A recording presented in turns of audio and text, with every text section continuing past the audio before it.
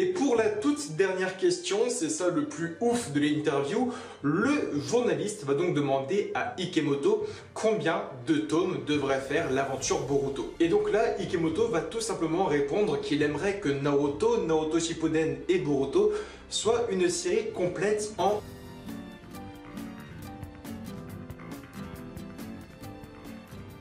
Hey, salut à toi jeune shinobi. Sache que je suis désormais sur la plateforme Tipeee. Si tu le veux bien, je vais te confier une mission de rang S. Tu peux regarder un à plusieurs clips musicaux gratuitement par jour sur mon Tipeee. Cela me rapportera entre 6 à 18 centimes. Mais si aujourd'hui vous êtes plusieurs centaines de milliers de shinobi à participer à la mission pour m'aider, cela boostera complètement notre aventure pour nos futurs projets. Sache en tout cas que mon Tipeee est en description. J'espère que tu acceptes notre mission de rang S. Je compte sur toi. Et bonne vidéo, à bientôt.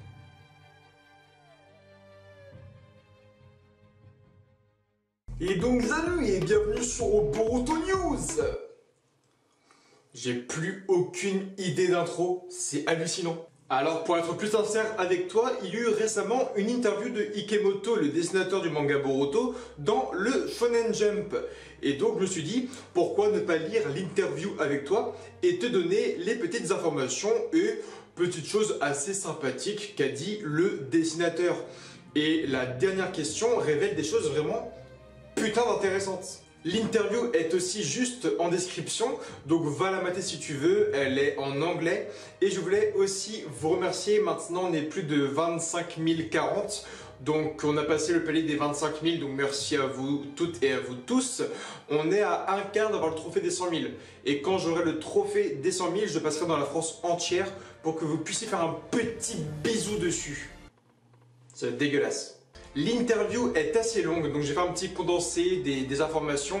Comme ça, je vais vous lire le truc, le petit condensé que moi j'ai fait. Comme ça, voilà, vous allez découvrir un peu toutes les facettes de l'interview de Ikemoto. Et si c'est un format qui vous plaît, dites-le moi en commentaire. Comme ça, je ferai interview 2, 3, 4, 5 et on avancera comme ça. Et sachez qu'il y a des grosses choses de prévues pour la suite de la chaîne. Mais genre des trucs de ouf hein. Donc déjà, on a appris via la première question donc, du journaliste que la série Boruto Naruto Next Generations est bel et bien officielle. Voilà, c'est une série fanservice.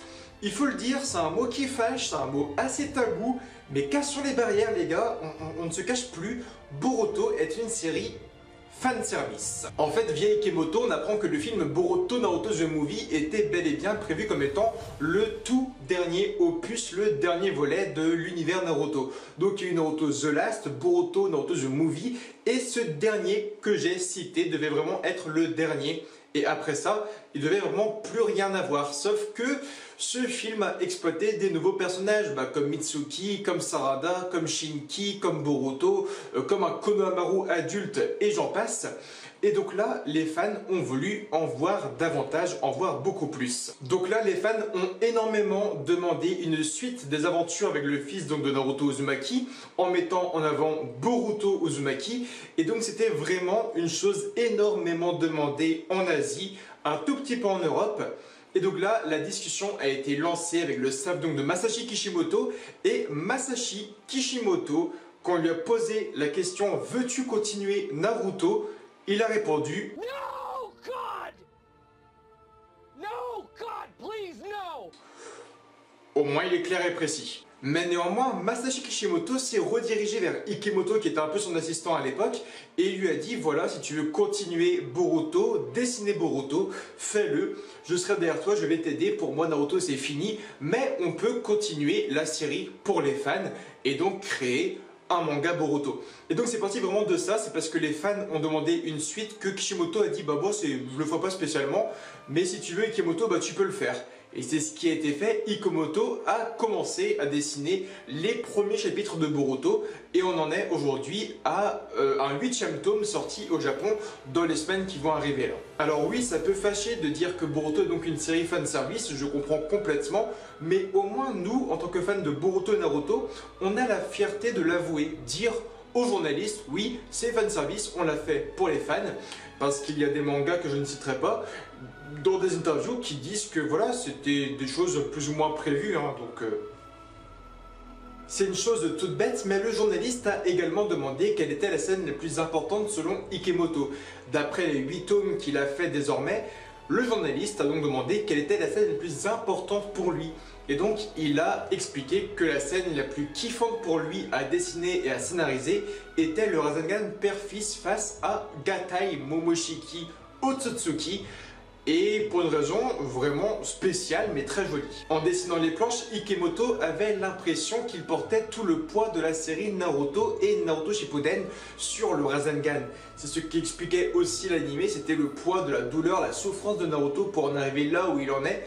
Et Ikemoto a eu le même sentiment. Dessiner sur Rasengan géant, dessiner la scène, comment il s'est formé et tout, il a vraiment eu l'impression, voilà, qu'il dessinait le dernier Rasengan, plus ou moins, de l'univers de Naruto, Naruto Shippuden, et qu'il l'écrasait dans la gueule d'un ennemi pour montrer et dévoiler officiellement l'aventure Boruto. Et c'est vraiment très joli. Parce que oui, à partir de ce moment-là, il y a eu le Kama, il y a eu Momoshiki, il y a eu un peu le côté Kara qui a commencé à apparaître dans le manga et tout. Donc oui, il a raison, c'est vraiment à partir de ce moment précis qu'est vraiment arrivé le manga Boruto. Et c'est la scène la plus kiffante qu'il a aimé dessiner jusqu'à aujourd'hui. La troisième question est vraiment intéressante pour le travail de Ikemoto, puisque nous avons appris au final que Ikemoto avait vraiment du mal à dessiner et à construire le scénario sur le personnage de Boruto directement. Donc c'est très spécial de te dire que oui, tu fais un manga sur Boruto, mais que tu as du mal à dessiner et écrire sur Boruto. Il explique tout simplement que le personnage donc de Boruto, étant le héros, étant aussi le fils de Naruto qui était le héros de l'ancienne licence et j'en passe, c'est un personnage qui a beaucoup de restrictions. Il ne peut pas faire tout ce qu'il veut, il ne peut pas l'écrire comme il veut, il ne peut pas le développer dans tous les sens comme il aimerait le faire parce que oui, le personnage de Boruto a beaucoup de restrictions. Là où il s'éclate le plus actuellement, c'est en écrivant le personnage de Sarada et de Kawaki. Il explique en interview que oui, il a vraiment du mal avec le personnage de Boruto, mais que ce soit Sarada ou Kawaki, pour l'instant c'est un vrai kiff pour lui, il n'y a aucune restriction, il peut vraiment laisser son imagination taffer à 100% sur Sarada, Kawaki et tous les autres antagonistes comme protagonistes. Mais c'est vraiment intéressant de voir à quel point le dessinateur bloque sur son héros. C'est vraiment ouf. La quatrième question donc du journaliste demandait aussi comment Ikemoto créait les character design des personnages. C'est une chose vraiment intéressante, comment Boruto est venu avoir une veste noire et j'en passe.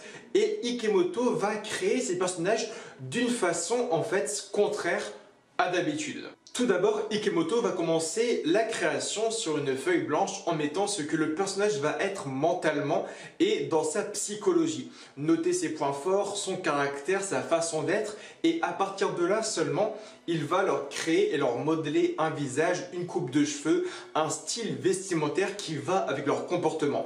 Habituellement, c'est complètement l'inverse. On crée le design, les vêtements et tout. On apporte ensuite vraiment son intelligence, sa façon d'être. C'est dans ce sens-là que ça se fait. Et là, Ikemoto fait complètement le sens contraire.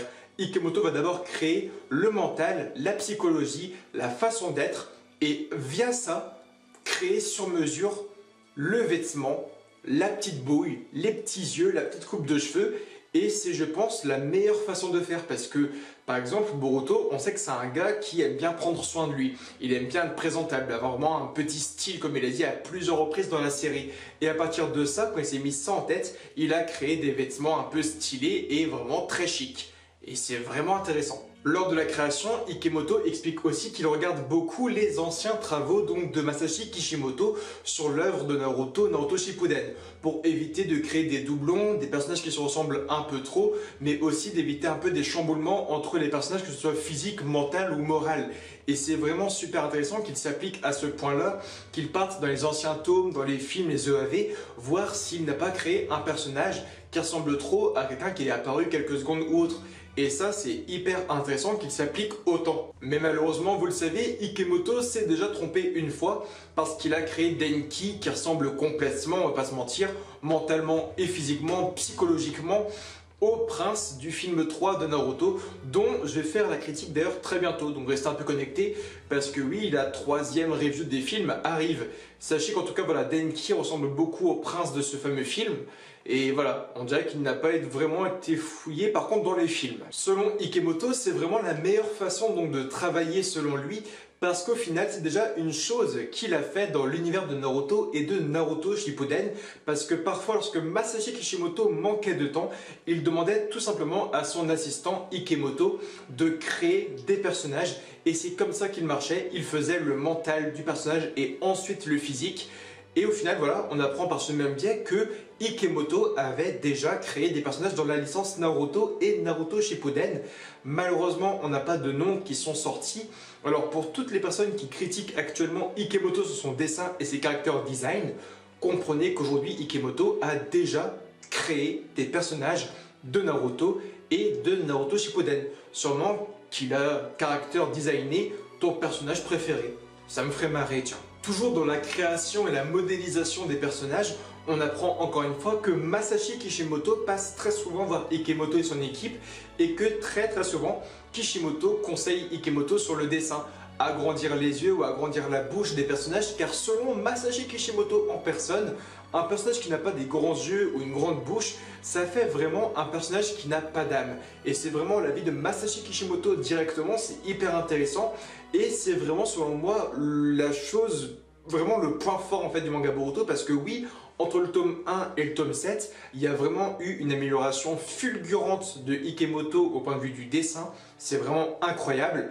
Et rien que pour ça, c'est un kiff que Kishimoto soit autant derrière son assistant, même encore aujourd'hui. Il va également finir la question en expliquant que même son style de dessin et les personnages qu'il crée infectent le dessinateur qu'il est. Et ça, c'est hyper puissant. Par exemple, Tento, étant un enfant, va complètement chambouler le tome et les chapitres environnants, parce que oui, Ikemoto dessine un enfant, donc un enfant qui a beaucoup plus de joues, qui est beaucoup plus petit, beaucoup plus mignon et tout. Donc tous les caractères design, tous les personnages autour vont avoir un air beaucoup plus enfantin. C'est le cas de Boruto, de Sarada, de Mitsuki, même des méchants qui avaient un peu un air bizarre, un peu un air enfantin, c'est vrai. Et il explique qu'au final, vers le tome 8, on a par exemple Kawaki. Et Kawaki est beaucoup plus dur, beaucoup plus mature, beaucoup plus violent. Et là, tous ces dessins deviennent aussi plus matures, plus violents, beaucoup plus seinen, si on peut dire, beaucoup plus sérieux. Et en fait, Ikemoto explique que c'est aujourd'hui en fait son plus grand point faible. Il explique que oui, il est beaucoup trop infecté et impacté par ses propres dessins. Ses propres personnages changent son style de dessin. Donc il explique que oui, c'est sa plus grande erreur jusqu'à aujourd'hui, qu'il espère corriger tout cela, mais encore une fois, c'est hyper puissant à quel point c'est pas lui qui change son manga, mais c'est son manga qui change sa façon de dessiner. C'est ouf à quel point il dessine un enfant, tout devient enfantin, il dessine un monstre, tout devient monstrueux, il dessine un mec mature, le manga devient tout mature, tous les dessins autour deviennent matures, c'est franchement hyper fou. Pour la prochaine question donc du journaliste, je vais carrément vous la lire directement parce qu'il ne faut pas que je change les mots, que je change carrément le contexte de phrase, parce que là c'est juste très intéressant. Donc le journaliste demande: y a-t-il des moments forts dans Boruto que vous aimeriez particulièrement recommander aux fans d'outre-mer? Ce à quoi monsieur Ikemoto, le dessinateur, va au final répondre: en ce qui concerne le développement futur de l'histoire, elle tournera autour de Kawaki. Je veux qu'ils observent la transformation de la chimie entre Kawaki et Boruto et son lien avec la scène d'ouverture du premier épisode. De plus, mon travail au pinceau dans Boruto est légèrement plus réaliste que celui de Naruto. Vous pouvez donc profiter de représentations un peu plus intensives de personnages, de bâtiments, à l'arrière-plan et de paysages. Pour l'instant, c'est vrai que le style de Ikemoto est beaucoup plus réaliste dans le background, que ce soit les bâtiments, les décors, ça je le rejoins complètement à 100%. C'est là l'atout majeur de Ikemoto en tant que dessinateur, c'est que les décors sont vraiment travaillés jusqu'au bout. Rien que pour ça, grand bravo. Et donc dans la question et la réponse, il n'y a pas donc de grand mystère, de grande réponse, mais Ikemoto trouve que toute l'aventure Boruto va être dans la chimie de Kawaki et de Boruto, dans leur évolution. Actuellement, ils peuvent quasiment pas se kiffer, on va être clair. Et donc il explique qu'une vraie chimie va se créer entre Kawaki et Boruto. Ils vont s'entendre et même carrément fusionner un peu mentalement, physiquement, psychologiquement, dans leur façon de voir les choses. En fait, Kawaki et Boruto vont quasiment former qu'un dans la façon de voir les choses. Comment on va en arriver là? Ikemoto nous dit de lire le manga tout simplement. Et pour la toute dernière question, c'est ça le plus ouf de l'interview, le journaliste va donc demander à Ikemoto combien de tomes devrait faire l'aventure Boruto. Et donc là, Ikemoto va tout simplement répondre qu'il aimerait que Naruto, Naruto Shippuden et Boruto soit une série complète en 100 volumes environ. Ça veut dire que Naruto est disponible en 72 volumes et il aimerait que Boruto fasse une trentaine de tomes. Comme ça, on a Naruto et Boruto en 100 tomes, vraiment l'intégrale. Et ça, c'est bonne idée. Et donc là, on peut faire plusieurs calculs pour la fin du manga. D'abord, on sait que le tome 8 vient donc de se terminer au Japon et donc le tome 8 se termine avec le chapitre numéro 31. Dans chaque volume et tome de Boruto, on retrouve 4 chapitres d'une quarantaine de pages, soit environ en moyenne 160 pages. Nous savons également que Boruto, c'est donc une parution mensuelle, un chapitre par mois, et donc par ce même biais, 12 chapitres par an. Ainsi, c'est plus ou moins officiel pour la fin de Boruto, on a plus ou moins une date approximative. La fin du manga Boruto arrivera dans les alentours du tome 30, ce sera environ le chapitre 119, et donc la fin de Boruto arriverait pour 2027. Donc pour les fans de Naruto et Boruto, soyez contents parce que oui, on a encore 8 ans de Boruto devant nous à suivre notre shinobi préféré et donc développer l'univers de Masashi Kishimoto. En tout cas, si tu as aimé la première interview de Ikemoto sur la chaîne, dis-le moi en commentaire, mets ton plus gros like, comme ça, par ce biais, on se retrouvera pour faire de nouvelles vidéos sur les prochaines interviews du Weekly Shonen Jump de Ikemoto, donc du manga Boruto. Dis-le moi en commentaire, c'est hyper important pour toi et pour moi, pour l'avenir de la chaîne. En tout cas, voilà la fin de Boruto pour le tome 30, chapitre 119 environ, dans les alentours de 2027. Donc je suis content, ça va être cool, faut pas que la série soit trop longue non plus, donc 30 tomes. Il y a vraiment de quoi vibrer parce que là on est dans des moments complètement ouf en manga papier. On est seulement au tome 8 sur 30. Donc j'ai hâte de voir jusqu'où on va aller. Niveau epicness, ça va être juste incroyable. En tout cas, like, comment t'abonnes-toi à Facebook, Twitter, Instagram et Snapchat. Tu connais le petit blabla habituel. Je te dis à très bientôt pour de nouvelles vidéos et tiens-les.